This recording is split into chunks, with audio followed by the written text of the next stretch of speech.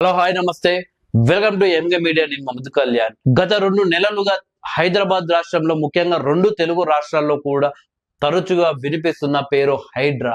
హైదరాబాద్ కాస్త హైడ్రాగా మారిపోయింది. రేవంత్ రెడ్డి గారి పేరు చెబుతున్నా కానీ, హైడ్రా పేరు వింటున్నా కానీ తెలంగాణ రాష్ట్రంలో రాజకీయ నాయకులు, బిజినెస్ మ్యాన్లు, సెలబ్రిటీలు సైతం వణికిపోతున్నారు. దానికి ప్రధాన కారణం వాళ్ళు అక్రమంగా చెరువులను ఆక్రమించి కట్టడమే.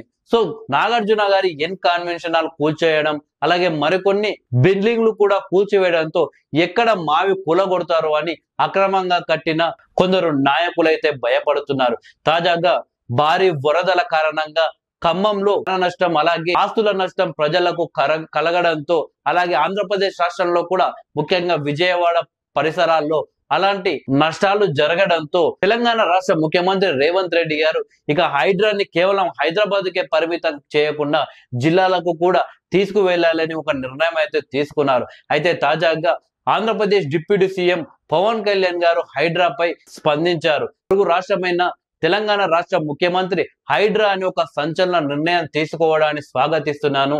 అది చాలా గొప్ప నిర్ణయం. చెరువులు, నాలాలు, కుంటలు కబ్జాలు చేసి ఇలా అక్రమ కట్టడాలు కట్టడం వల్లే ఇలాంటి ఉపద్రవాలు వచ్చాయి.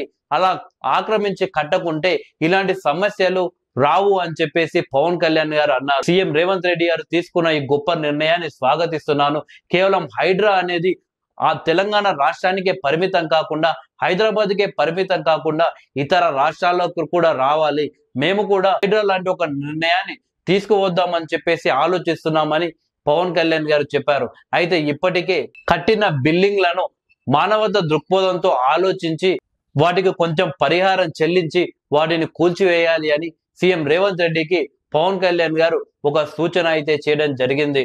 మొత్తానికి తెలంగాణ ముఖ్యమంత్రి రేవంత్ రెడ్డి గారు హైడ్రా అని ఒక గొప్ప నిర్ణయం తీసుకున్న తర్వాత తెలంగాణ రాష్ట్రంలోనే ఇతర పార్టీల నుండి కూడా భారీగా మద్దతు లభించింది. సినిమా ఇండస్ట్రీ నుండి కూడా మద్దతు లభించింది. హరీష్ శంకర్, నాగబాబు, అలాగే మరికొందరు సెలబ్రిటీలు కూడా సీఎం రేవంత్ రెడ్డి గారికి మద్దతు పలికారు. ఇక కొండా విశ్వేశ్వరరెడ్డి లాంటి బీజేపీ నాయకులు కూడా రేవంత్ రెడ్డి గారికి మద్దతు పలికారు. ఇప్పుడు ఏకంగా ఆంధ్రప్రదేశ్ రాష్ట్ర ఉప ముఖ్యమంత్రి పవన్ కళ్యాణ్ గారు కూడా సీఎం రేవంత్ రెడ్డి గారి నిర్ణయానికి మద్దతు పలికారు.